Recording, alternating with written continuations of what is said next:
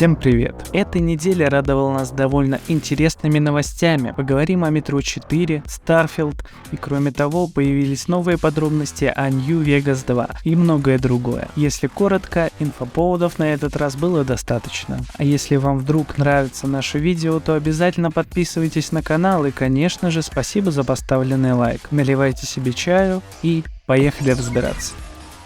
По словам творческого руководителя компании EO Interactive, они продолжат развивать трилогию Hitman. Однако разработка полноценного сиквела серии сейчас на паузе, но силы EO Interactive брошены на создание новой игры под кодовым названием Project 007. Плюс у них в рукаве есть и разработка мультиплеерной RPG, которая, возможно, финансируется Microsoft. Короче, погонять лысого в 4-й раз мы сможем не скоро. Arma 3 была крутым шутером, но слишком уж нишевым и хардкорным, поэтому чешские разработчики решили сделать более массовую игру и анонсировали гибрид шутера и стратегии под названием Силика. На далекой планете Балтерус люди нашли ценный минерал, источник невероятной энергии, но его добыче мешает очень злобная фауна сюжетной кампании. Задача игрока — построить и защитить колонию, а в мультиплеерных режимах можно будет перейти на сторону инопланетных жуков. В боях люди смогут применять большой ассортимент военной техники, однако и у их противников тоже найдется в запасе парочка сюрпризов. Ранний доступ обещают начать в самое ближайшее время. В сервисе Steam авторы Fallout 4 начали тестировать нечто под названием New Vegas 2. И сразу стоит сказать, что это может быть все что угодно, кроме Fallout New Vegas 2, если верить инсайдеру Джеффу. Этот проект еще только находится на стадии согласования. Также стоит помнить, что в октябре Bethesda анонсировала бесплатную некстгендерную версию Fallout 4 для всех платформ. Возможно, это она и есть, а название просто троллинг. Но фанаты надеются, что Bethesda действительно готовит какой-то контент, связанный с New Vegas, возможно, даже полноценный ремастер.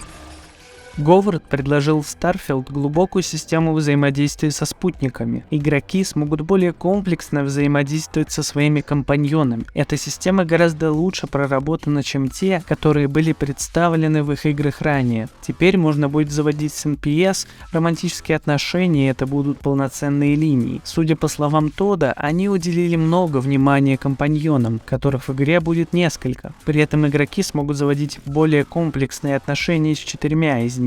То есть это работает таким образом. Условно NPC может быть влюблен в вашего героя, а затем по какой-то причине ему что-то не понравилось, и он обиделся. А потом, через некоторое время, этот компаньон может вернуться к герою снова. В общем говоря, все поступки не пройдут для героя незаметно, как в других играх.